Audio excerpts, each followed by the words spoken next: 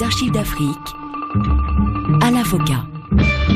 Bonjour à tous et bienvenue dans un magazine consacré à l'histoire contemporaine de l'Afrique à travers ses grands hommes. Nul n'a le droit d'effacer une page de l'histoire d'un peuple, car un peuple sans histoire est un monde sans âme.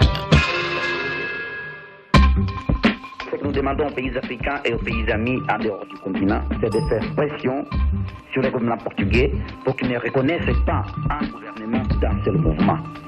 Parce que s'il le faisait, donc il aurait fait un pas irréparable. Nous sommes contents de constater que les pays africains pensent nous. Les pays africains pensent aussi qu'il faut un gouvernement des trois mouvements de libération ou pas de gouvernement du tout. Redoutable et impitoyable chef de guerre, Jonas Savimbi est sans aucun doute l'un des personnages qui aura marqué de son sceau, par son engagement et sa détermination, l'histoire mouvementée de l'Angola moderne. Engagé dès la fin de la décennie 1950 dans la guerre de décolonisation de son pays, son combat se sera poursuivi bien longtemps après l'accession de celui-ci à l'indépendance. Suite de notre série consacrée à ce personnage, dont le seul nom suscite encore pas mal de passion, et cela même au-delà des frontières de son Angola natale.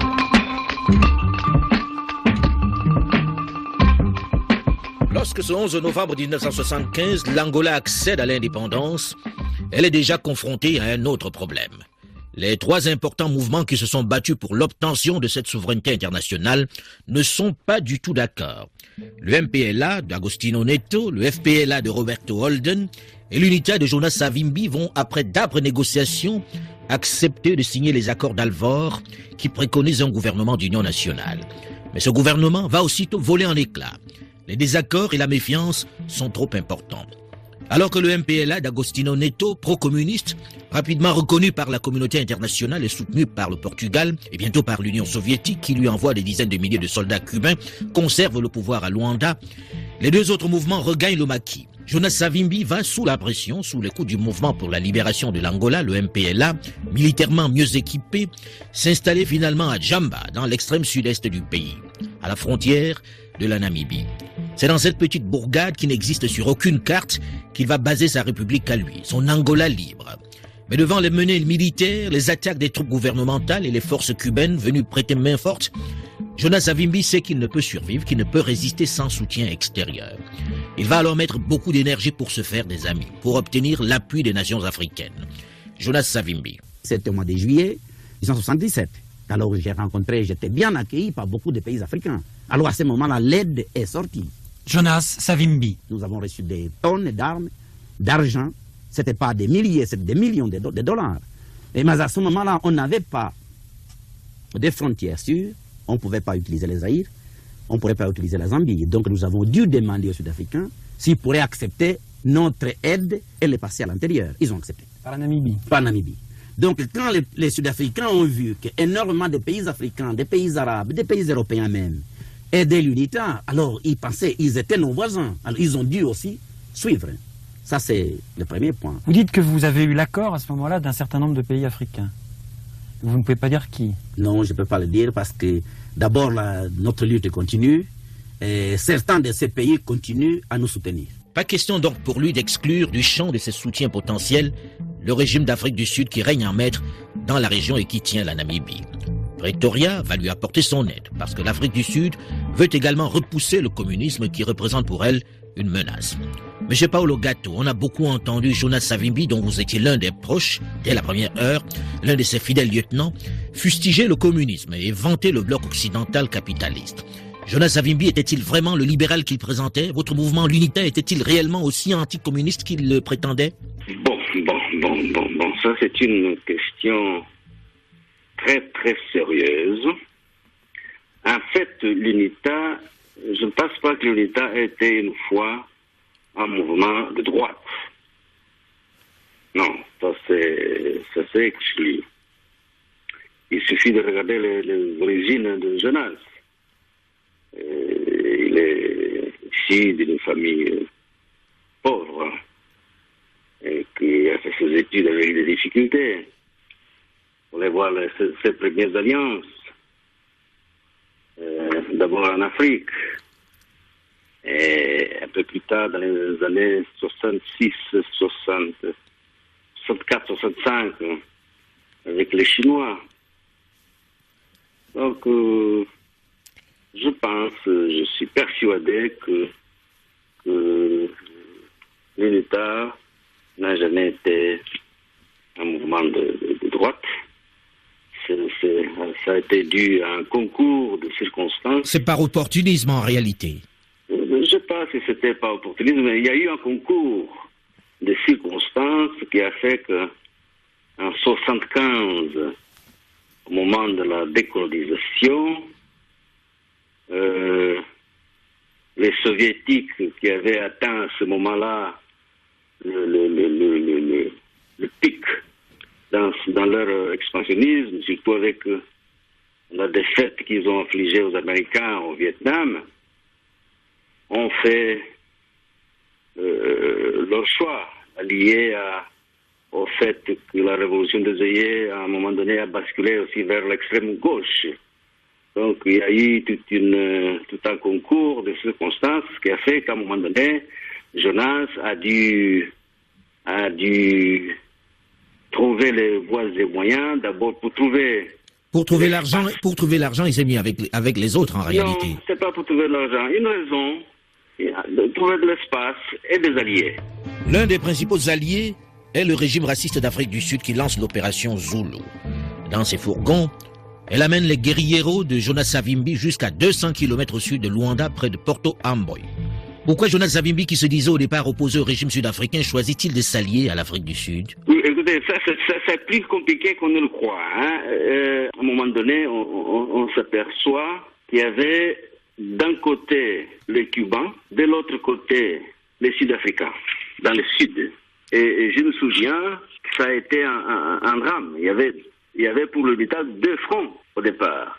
C'est après qu'un certain chef d'État, un ex-chef d'État qui est toujours vivant, l'ancien président de la Zambie, Kenneth Kaunda, est venu voir Jonas pour lui signifier qu'il ne fallait pas combattre les Sud-Africains dans le Sud, parce qu'il s'agissait là d'une stratégie des puissances occidentales et que lui, Kaunda, était chargé de conduire et de chercher à expliquer, si vous voulez, à Jonas quelles étaient les raisons de l'intervention des Sud-Africains.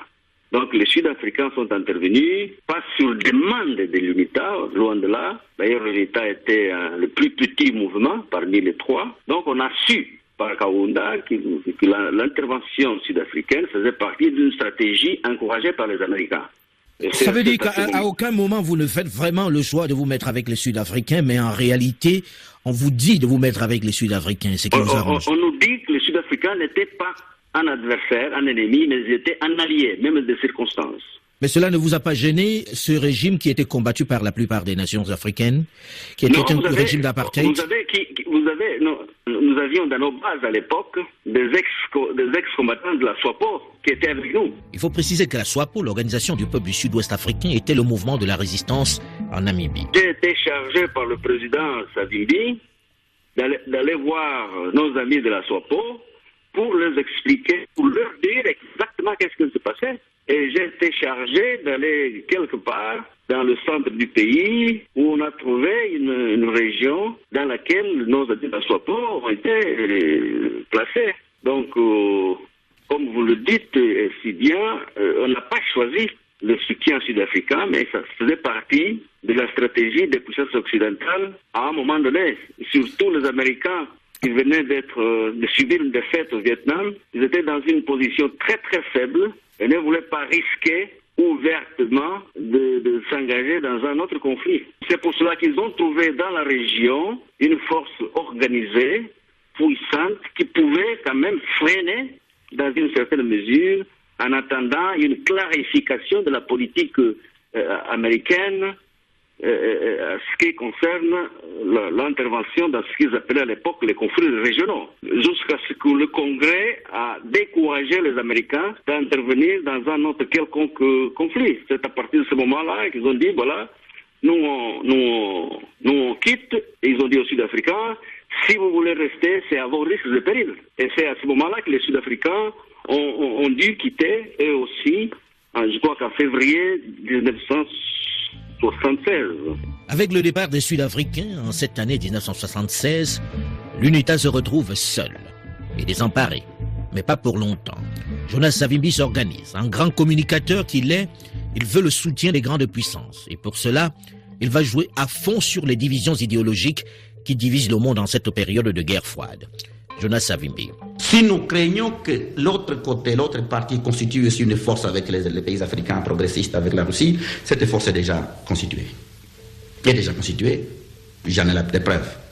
Dans l'affaire de l'Angola, il y a eu Russes, pacte de Varsovie, parce qu'il y a des Russes, les Allemands de l'Est, les Bulgares, Cuba, n'est-ce pas, qui sont maintenant chez nous. Donc je crois que les forces de l'autre côté sont déjà coalisées.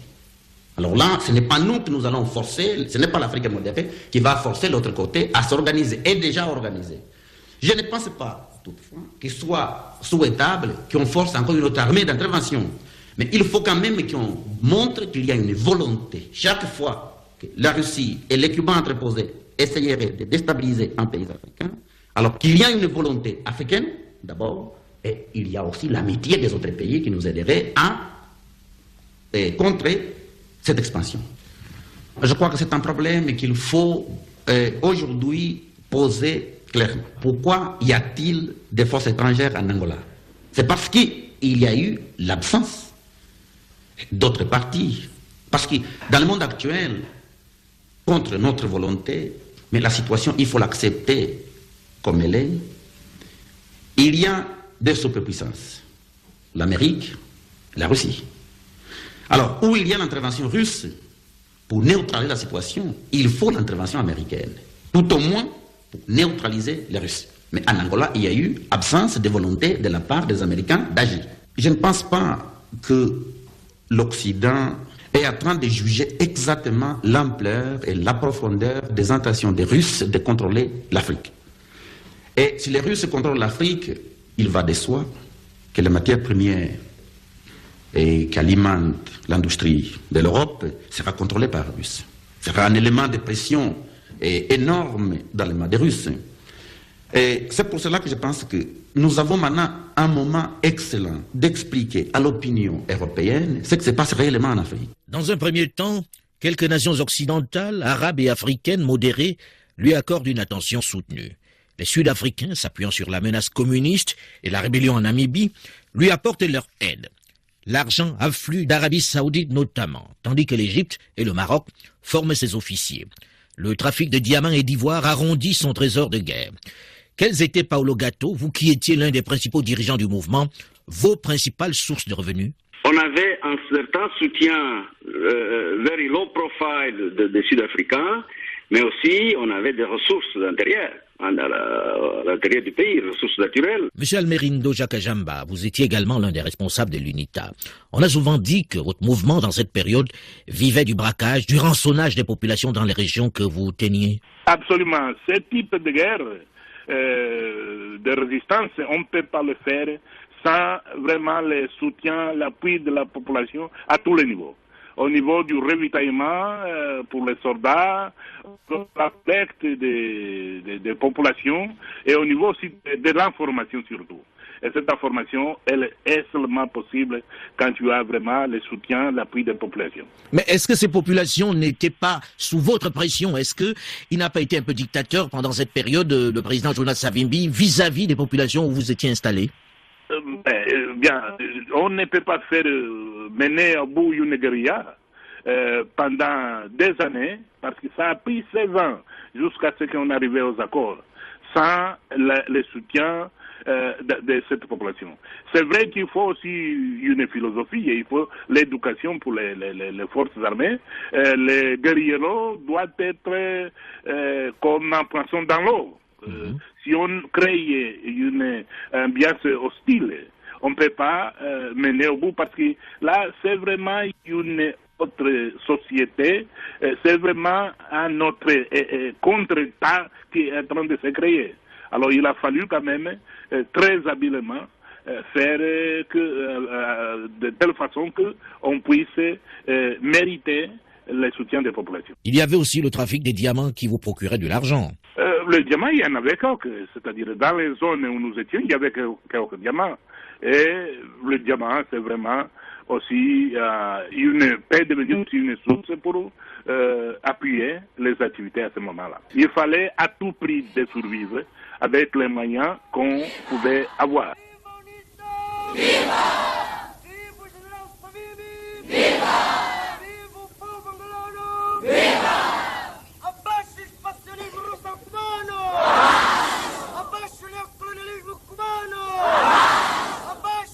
Avec l'argent, l'UNITA s'organise. Il conforte son fief dans le sud-est angolais. Son armée s'équipe et se forme. Il faut des guerrilleros qui savent pourquoi et contre qui ils se battent. La formation idéologique occupe une place importante. Dans la conversation, nous avons deux parties. Une classe en plein air. La conversation politique et la conversation normale. Là maintenant, aussi, on parle politique. je vais commencer à poser certaines questions sur notre politique, n'est-ce pas? Oui. Bon, je vais commencer par la première question. Quelle est la signification de l'UNITA? La signification de l'UNITA, c'est l'Union nationale pour l'indépendance totale de l'Angola. Bon, merci. Asseyez-vous. En Angola, quels sont nos ennemis? Nos ennemis en Angola sont les Russes, les Cubains et Impélia. En Angola, nos ennemis sont les Russes, les Cubains et Impélia. Bon, merci beaucoup. Quel est l'effectif des Cubains en Angola, mademoiselle Anna? Ils sont en nombre 40 000. Répétez tout le monde. Ils sont en nombre 40 000. Capable de s'exprimer en 4 langues locales, Savimbi multiplie les meetings de brousse pour asseoir son pouvoir personnel. Mais il ne néglige pas pour autant les relations extérieures. Au contraire, en 1979, il est fraîchement accueilli par l'administration de Jimmy Carter, qui refuse de le recevoir. Il va prendre sa revanche en 1981. Des hauts fonctionnaires du département d'État et des autres membres du Congrès américain lui prêtent une oreille attentive lors d'un second séjour à Washington. L'Afrique du Sud et les États-Unis d'Amérique se sont entendus sur le principe du linkage, une solution qui consiste à faire du départ des Cubains d'Angola la condition sine qua non du règlement de la question namibienne. Entre-temps, Jonas Savimbi s'est fait chef d'une république. Jamba en est la capitale, avec quelques 12 000 habitants. Son emblème, un corps noir, estampille les laissez-passer exigés par l'UNITA le long de la frontière angolo-zambienne. Le troc remplace le Kwanza angolais. Une station de radio, la voix du corps noir, sérine les slogans anticommunistes en même temps qu'un credo calqué en creux sur celui du MPLA, qui tient la capitale. L'armée de Jonas Savimbi grandit. Et elle se spécialise, puisqu'elle commence à fabriquer certaines de ses propres armes sur place. C'est dans ces conditions, alors qu'il occupe une grande partie du territoire angolais, que survient l'affaire de l'enlèvement des experts tchèques et leurs familles. Ils sont 66. Et leur acte en mars 1983 va braquer les feux des projecteurs sur l'UNITA, qui prend de l'ampleur et qui fait de plus en plus parler d'elle. Notre but n'était pas de capturer les Tchèques. Nous avions comme objectif, comme plan stratégique, d'attaquer les objectifs économiques du MPLA, comme partie de notre guerre contre les Cubains qui occupent notre pays. Mais comme nous sommes tombés sur les Tchèques, nous avons pris, pas en otage, mais nous avons voulu aussi assurer leur sécurité. Mais comme les Tchèques sont là, sont avec nous, maintenant nous comptons en tirer un profit. Ceci dit, nous voulons échanger certains de ces Tchèques contre les Britanniques et un médecin français. Et même, nous considérons aussi la possibilité de demander, à travers la Cour internationale, que l'MPLA libère certains de nos membres et qui ont été incarcérés injustement dans les prisons du MPLA. Le bénéfice que Savimbi va tirer de cet enlèvement va-t-il permettre à l'UNITA de bénéficier de l'attention dont elle a besoin? Cette armée, cette rébellion qui gagne du terrain, qui s'équipe et qui obtient des victoires, parviendra-t-elle à Luanda, la capitale? Rendez-vous dans une dizaine de minutes pour en parler, pour la suite de cette série d'archives d'Afrique consacrée à Jonas Savimbi, juste après une nouvelle édition du journal sur Radio France Internationale.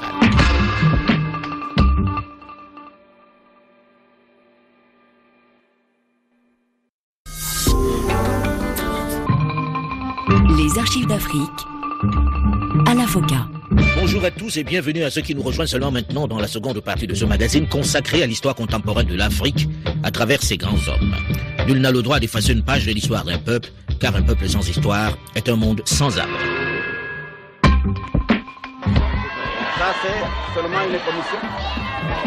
Nous avons déjà libéré tout le monde. La doctoresse et tout le monde sont libres depuis ce matin. On vous attendait, maintenant c'est à vous.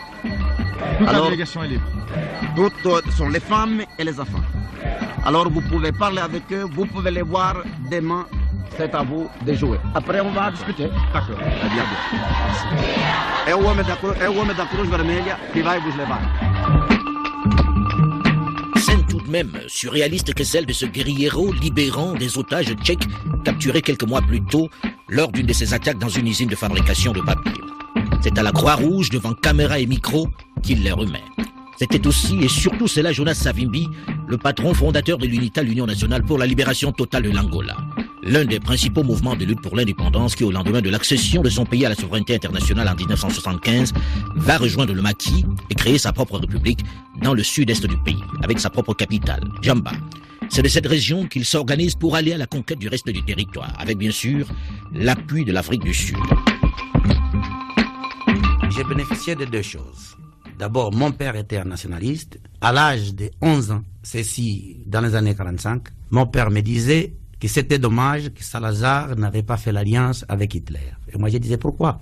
Il me disait, s'il avait fait l'alliance avec Hitler, donc Salazar serait battu avec Hitler. À ce moment-là, nous aurions gagné notre indépendance. Au moins, l'Angola serait devenu un territoire sous tutelle des Nations Unies. Donc, depuis la maison, j'ai appris à être nationaliste. Mon père est mort en prison.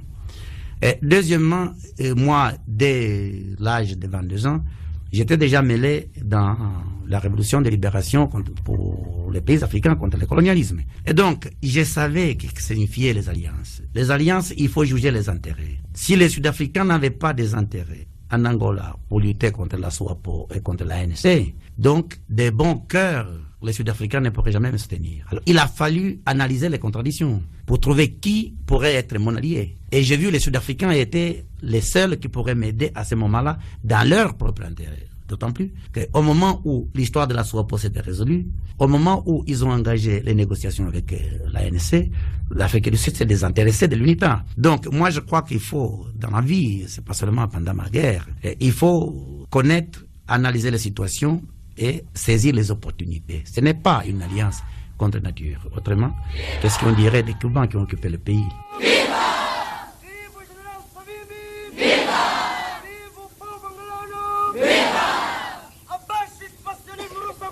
Suite de notre série consacrée à Jonas Savimbi.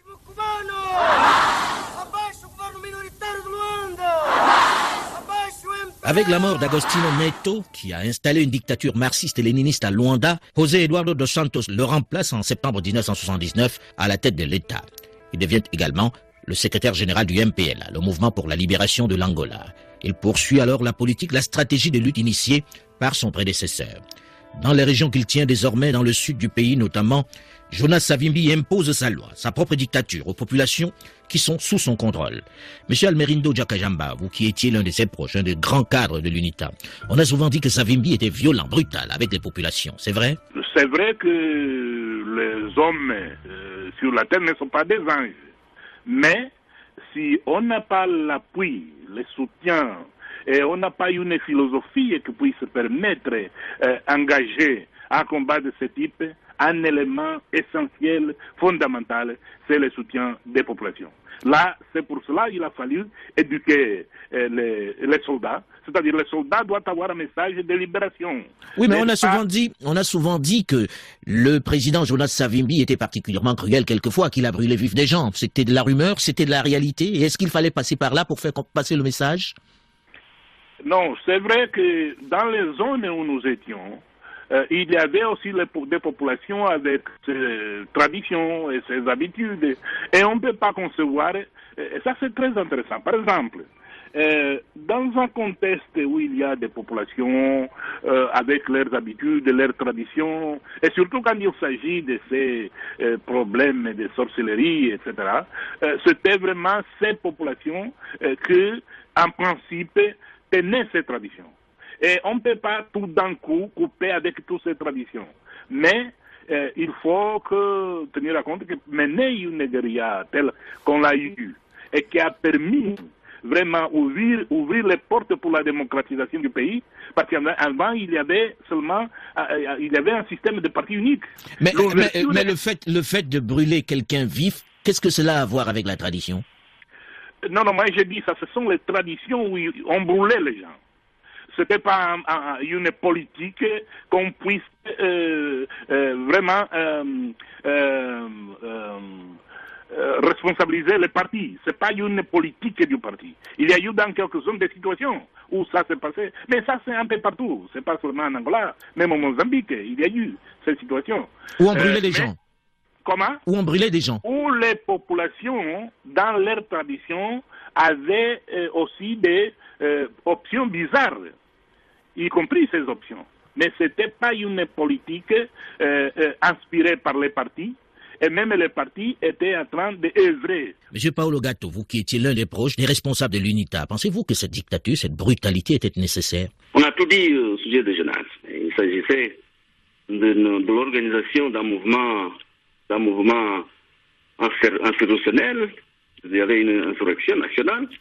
Il fallait une certaine dose d'organisation, de discipline, sans lesquelles ça ne serait pas possible d'atteindre le niveau d'efficacité que l'UNITA a atteint. Au début de la décennie 1980, l'UNITA de Jonas Savimbi est désormais un mouvement organisé qui compte 30 à 45 000 hommes, dont 15 000 à 20 000 réservistes. Les attaques des zones MPLA, le mouvement du gouvernement, reconnu par la communauté internationale, se multiplient. Pour nous, l'attaque du chemin de fer de Benguela est déjà commencée. Nous marchons depuis 10 heures dans la brousse avec un petit détachement d'une 50aine de personnes et nous arrivons à la base de départ où un briefing va nous être fait par le colonel et nous rejoignons ici les 1000 hommes qui ont été rassemblés par l'UNITA pour attaquer la voie de chemin de fer stratégique de Benguela à Lobito. Nous avons le poste qui s'appelle Munyangu, qu'on va attaquer au 20 avril. Colonel Ben. Et on utilise cette poste pour remplir les trains qui viennent de Luso à Billet. Et ici, nous sommes sur la caisse à sable où on peut voir ici l'endroit où sont les FAPLA. E temos aqui a linha, os fios.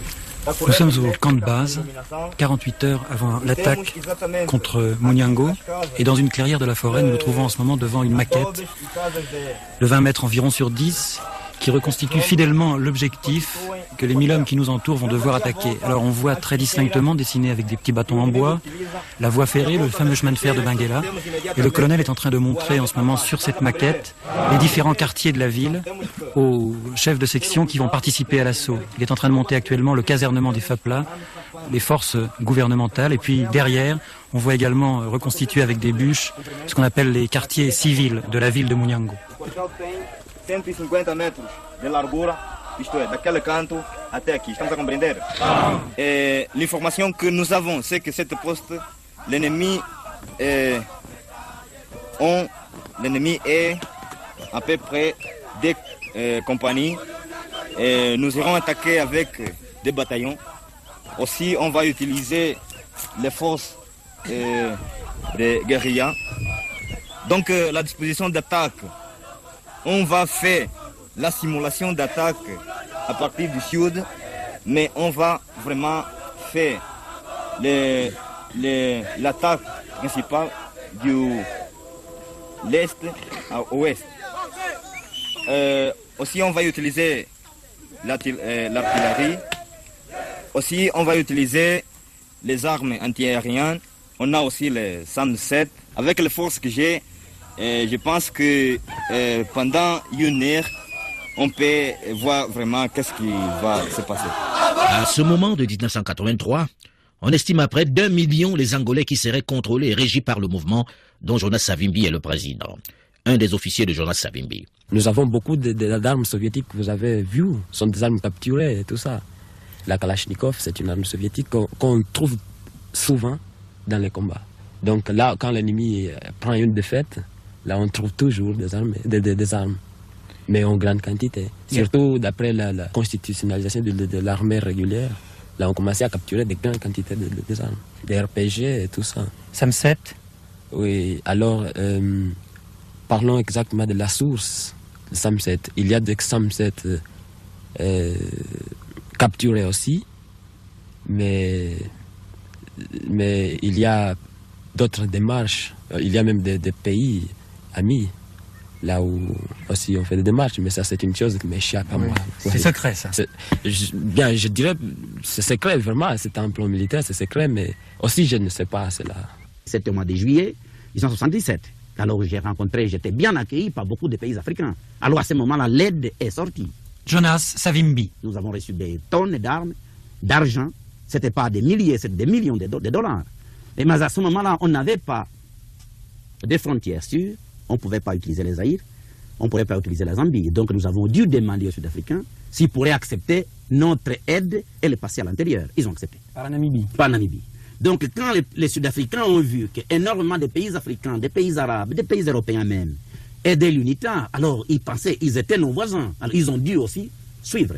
Ça c'est le premier point. Vous dites que vous avez eu l'accord à ce moment-là d'un certain nombre de pays africains. Vous ne pouvez pas dire qui? Non, je ne peux pas le dire parce que d'abord notre lutte continue et certains de ces pays continuent à nous soutenir. Parmi ces pays, l'Afrique du Sud, ce qui naturellement scandalise quelques autres nations subsahariennes. D'abord, nous comprenons fort bien, c'est une question émotionnelle. En Afrique, dans la communauté noire par le monde et même dans les pays européens. Mais seulement, c'est que c'est un fait. Dans la zone où nous nous trouvons, dans les combats que nous menons aujourd'hui, il est complètement impossible de ne pas avoir des relations avec les Sud-Africains. Pretoria, l'allié stratégique, alterne promesses et représailles, laissant parfois penser qu'elle pourrait, sous certaines conditions, lâcher son poulain Savimbi. Mais en réalité, rien ne peut pondérer l'obstination du président sud-africain Peter Botha, qui n'hésite pas un seul instant à égratigner l'amour propre de ses alliés américains en lançant une opération de sabotage contre les intérêts de la Cabinda Gulf Oil. En mai 1985, des militaires sud-africains qui entendaient se faire passer pour des hommes de l'UNITA sont pris la main dans le sac alors qu'ils s'apprêtaient à faire sauter des installations de la compagnie américaine exploitant la dernière ressource d'un Angola exsangue, le pétrole.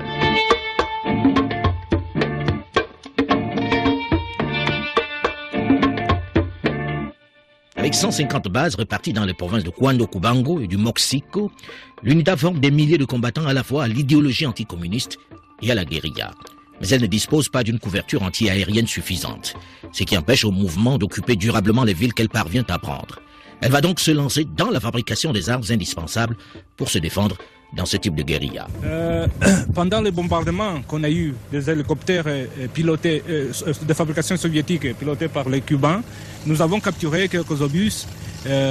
Et après, on a pensé, ici même à Jamba, de fabriquer quelques lance-roquettes. Ils ont une efficacité extraordinaire avec une portée de 17 km. Quel est le calibre? Le calibre, c'est 57 mm. Alors il s'agit d'un bitube monté sur un pied avec un instrument de visée qui est aussi du matériel de récupération. Absolument, absolument. Et qui vient d'où, le système de visée? De quelle arme? 14,5. Et alors un peu plus à gauche, nouvel engin fabriqué également ici, 2 fusées. Est-ce que vous pouvez nous raconter un peu l'histoire de la fabrication de ces fusées? Oui, l'histoire de ces fusées, ce sont pour une rampe, c'est ça, pas des tubes. Primo, on a essayé. Le premier que vous voyez ici n'était pas tellement perfectionné, mais l'autre est plus perfectionné. Ça démontre que même au point de vue de la fabrication du matériel de guerre, on a avancé sur ce domaine. Ce sont des fusées à ailettes, quelle est leur portée? Environ 20-22 km. L'UNITA bénéficie également dans son combat d'une base arrière irremplaçable, l'Afrique du Sud, qui n'en finit pas d'aller et venir sur une partie du territoire angolais en dépit des accords de Lusaka signés en février 1984 avec le MPLA, qui lui interdisent désormais toute incursion en territoire angolais. Le gouvernement de Luanda s'engageant à réprimer les infiltrations de la SWAPO, le mouvement de libération namibien. Avec son avancée et l'arrivée des millions de dollars, comme il le disait lui-même, Jonas Savimbi intensifie toujours sa diplomatie. Il souhaite obtenir le soutien des grandes puissances, notamment des États-Unis d'Amérique.